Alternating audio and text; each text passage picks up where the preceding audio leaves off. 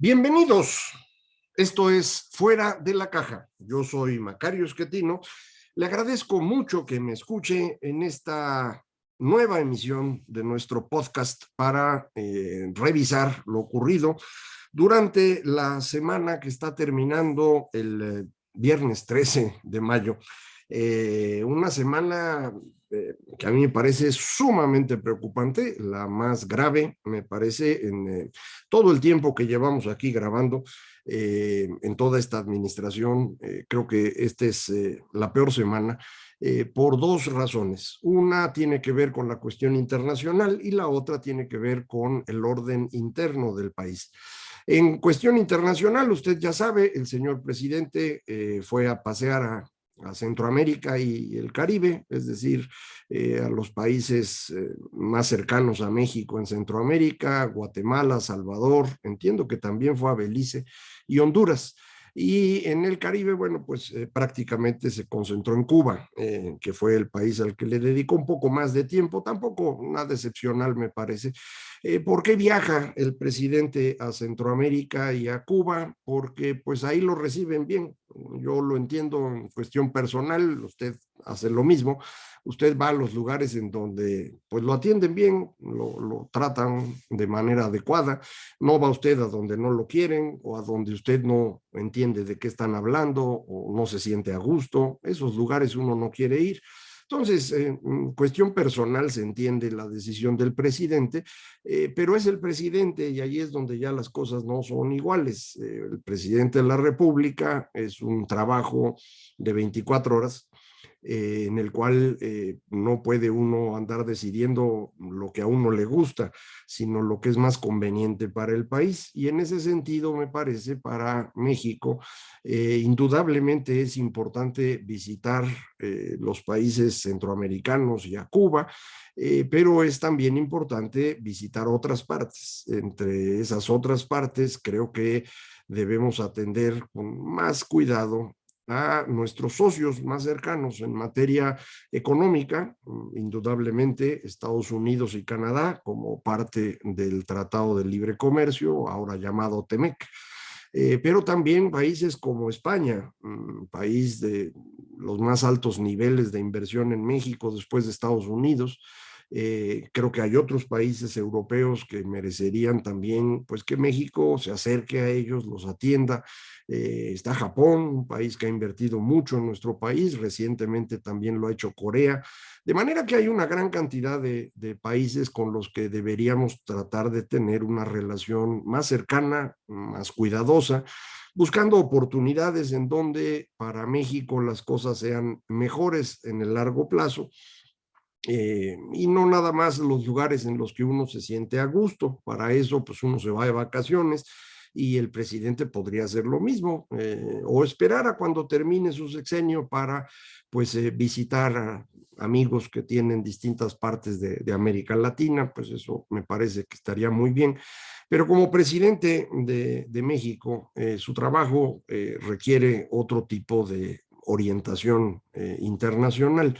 Y esto es más evidente con lo ocurrido durante la semana cuando el presidente López Obrador empezó a pelearse con Joe Biden, el presidente estadounidense, quien convoca a la Cumbre de las Américas en Los Ángeles. Esta es una cumbre un poco extraña, inventada hace más o menos 30 años, para pues fortalecer relaciones con América Latina en general, eh, pero es una cumbre en la cual el país que invita, el que pone la sede e invita, pues decide a quién invita y a quién no. No es una reunión de Naciones Unidas o de la Organización de Estados Americanos en donde hay la obligación de que todo el mundo asista. No, aquí pues cada quien invita al que quiere.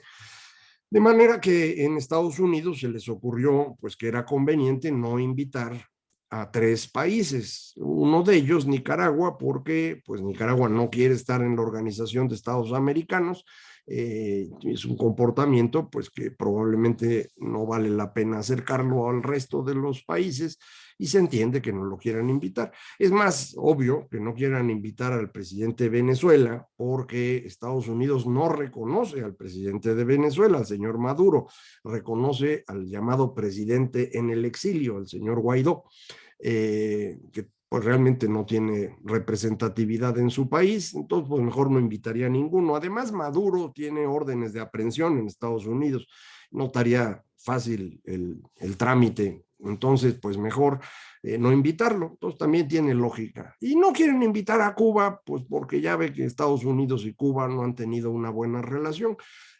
Aquí en América Latina seguimos insistiendo que es por eso que Cuba es un fracaso. Si Estados Unidos no le hubiera cerrado su mercado, Cuba sería hoy una potencia porque pues tienen modelo económico extraordinario. Eso es una gran tontería, ya lo sabe usted, esto no es así. La idea de construir en Cuba un paraíso comunista ha tenido el mismo resultado que en todos los otros lugares donde se ha hecho esto. No sirve, no funciona, no va a funcionar jamás, es imposible. Yo sé que sigue habiendo muchos jóvenes que cuando están en secundaria y prepa les tocan maestros que tienen esta aspiración a crear un núcleo revolucionario y les enseñan tonterías. A mí me pasó también, ¿eh? Y entonces pues lo conozco de primera mano, sé cómo funciona esto y cómo pues uno cuando es joven cree realmente que esta idea del comunismo puede funcionar. Después, cuando uno estudia, se da cuenta que eso no puede funcionar, es imposible. La única forma que hemos encontrado los seres humanos para generar riqueza de manera estable y abundante ha sido la que genéricamente llaman capitalismo y que consiste en que cada quien produzca lo que le parece conveniente, lo lleve al mercado, lo trate de vender y si le va bien, pues al día siguiente producirá más y 3 días después va a producir todavía más y va a seguir vendiendo y pues va a tener éxito. Y si llega al mercado y lo que produce no se vende, pues mañana tendrá que traer otra cosa. Y si 3 días después no logra vender, pues entonces habrá que ir a buscar una chamba con alguien que sí está vendiendo. Esta es una forma de producción que nos ha permitido innovar, desarrollar las economías.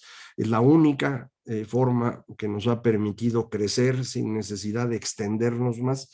En toda la historia humana, las cosas que podemos ubicar como crecimiento económico están asociadas a una mayor extensión, ocupar más terreno, tener más gente trabajando, para que con eso se pueda producir un poquito más de excedente y ese pues tradicionalmente se lo quedaba quien gobernaba, ya fuera el Estado o la religión, los dos polos fundamentales de la organización humana desde que nos volvimos sedentarios, hará cosa de 15,000 años, hasta hace 500 que se nos ocurrió esta nueva idea.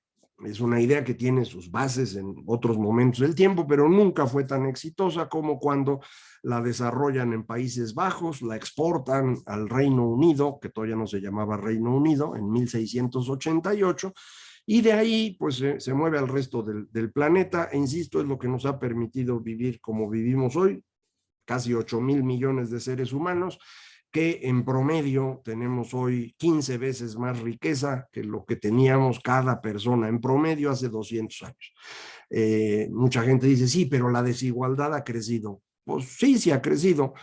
Si a todo mundo le va bien, pero a unos les va muy bien y a otros un poquito bien, pues sí se va abriendo la diferencia.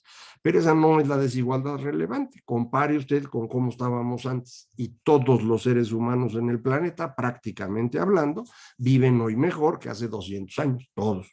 Nada más que unos viven muchísimo mejor y entonces pues los demás se enojan. Bueno, pues ese es otro tema que se puede discutir y ver cómo resolver, pero no, insisto, no va usted a encontrar otra forma de generar riqueza que no sea la que le acabo de comentar. Los experimentos para lograrlo nos han llevado a tragedias humanas muy serias, entre las que indudablemente la Unión Soviética está en primer lugar, compitiendo con China, Digo primer lugar no porque sea mayor el número de muertos, sino como proporción de la población. En número total de muertos, sin duda, el gran salto adelante de Mao fue el peor, más de 30 millones de personas muertas por esa brillante idea. En la Unión Soviética no fue tanto, habrán sido 12 o 15 millones de personas, pero proporcionalmente es mucho mayor. Tuvo cuidado el señor Stalin de que los muertos no fueran todos de Rusia, sino la mayoría de Ucrania, para que ubique usted por qué la relación Ucrania-Rusia no es tan simple como parece. En cualquier caso, esta idea del comunismo no funciona, no va a funcionar en ninguna parte del mundo, y Cuba no ha fracasado porque Estados Unidos no les deje vender. De hecho, ya pueden vender desde hace algunos años. Usted puede ver a muchos estadounidenses fumando sus puros cubanos muy contentos. De hecho, Cuba le compra a Estados Unidos alimentos y medicinas porque no los tiene. Pero bueno, pues no se llevan bien y entonces no lo quieren invitar. Y entonces el presidente de México dijo, no, si a Cuba no la invitan, yo no voy. Esto es una postura, otra vez, que personalmente le puede dar alguna satisfacción al presidente, pero no puede ser la postura de México. Otra vez, el que invita en este tipo de reunión, la Cumbre de las Américas, es el país sede. Y si ellos no quieren invitar, pues no quieren invitar. Podríamos simplemente decir que no vamos a ir, sin necesidad de hacer este show que lo único que hace es generar una mala relación con los estadounidenses, innecesaria. Creo que hay muchas cosas por las que uno se puede pelear con ellos, pero pues hay que elegir cuáles batallas son relevantes para México y no cuáles batallas le gustan al señor que está en la presidencia. Eso no está bien. Su trabajo es de presidente, no es que estemos todos aquí para que él se sienta a gusto, como él parece entender. Bueno, este problema internacional me parece que toma una dimensión distinta cuando lo ve uno en términos de lo que también ocurrió esta semana. Esta semana aparece un video en donde grupos de civiles que parecen armados, sin duda, están persiguiendo a un grupo de militares. Obviamente se burlan de ellos y demás, pero los militares no los enfrentan, sino que salen corriendo. Y el presidente celebró esa forma de actuar de los soldados mexicanos en su mañanera del jueves y dijo que pues sí, esto es lo que ha cambiado, nosotros no vamos a enfrentarnos con los criminales porque pues son seres humanos y pues hay que darles abrazos. Esto no está bien, pero está peor que el viernes en la mañanera el secretario de la Defensa Nacional fuese a decir que sí, el presidente tiene razón, los militares no van a enfrentar a los grupos criminales en México. Es un problema mayúsculo. Esto, de hecho, en mi opinión, viola el artículo 3º de la Ley de Seguridad Nacional, en donde se establece con toda claridad que la seguridad nacional son las acciones encaminadas a garantizar la estabilidad, integridad y permanencia del Estado mexicano. Perder el territorio a manos de un grupo de personas que a lo mejor no son criminales, digamos, son simples civiles, bueno, pero el territorio es del Estado mexicano, no de los civiles que les dé la gana perseguir militares. Entregar el territorio, al menos ese territorio en Michoacán, a grupos de personas viola la seguridad nacional. El que lo celebre el secretario de la Defensa y el presidente de la República implican que esas dos personas son una amenaza a la seguridad nacional. Me parece que deberían ser removidos de su cargo inmediatamente. Es algo que no va a pasar. No tenemos un procedimiento para hacer eso, a menos evidentemente pues que en el Congreso de pronto se volvieran personas de enjundia y decidieran actuar, pero pues ya sabe usted, a López Obrador lo rodean bandidos, incapaces y cobardes, son los tres tipos de personas que hay ahí, de manera que no van a actuar como deberían, es decir, llamar al presidente y decirle, oiga, señor, su chamba no permite esto, usted no puede entregar el territorio nacional. Pero me preocupa también que el señor secretario de la Defensa nos diga con franqueza que prefieren ser albañiles que ser soldados. Si esa es su decisión, pues me parece muy bien que el señor ponga una consultora o una constructora que se dedique a hacer edificios, aeropuertos, refinerías. Ya ve que ahora hay mucha chamba en esto. Pero pues que deje la secretaría a cargo de alguien que sí esté interesado en defender a este país, porque esa es la chamba de los soldados. Recuerde usted que al viaje a Cuba acompañaron al presidente como parte de la comitiva oficial el secretario de Relaciones Exteriores y los secretarios de la Defensa y de Marina. Es algo muy extraño, no es normal que sea así, pero así fue.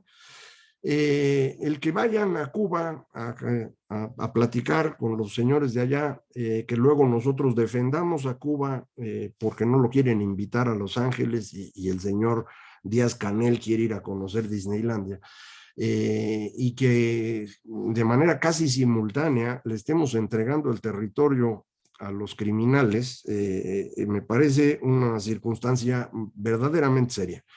No ubico algún momento previo durante esta administración, ni mucho menos en ocasiones anteriores, en donde hubiera estado en un riesgo tan elevado la seguridad nacional. No lo puedo encontrar.